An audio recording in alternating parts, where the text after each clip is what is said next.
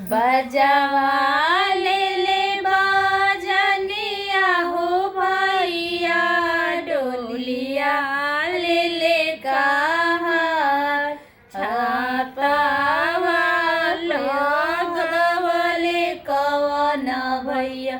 बहिना संगवा जास छातावा लगवले कवन भैया बहिना संगवा जास एक कोसे गईले हो दिलिया दुई कोसे गईले तीसरे में बेटा हो तीसरे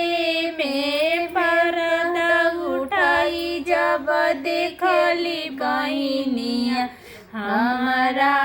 संगवा भैया जास हमारा संगवा भैया जास फिरी जाऊ फिरी भैया आपा नहीं गरावा लोग मामा घरवा रोवत होई है दिह समुझाय भाभी घरवा रोवत होई है दिह समुझाय कैसे के फिरियो बदिया आपा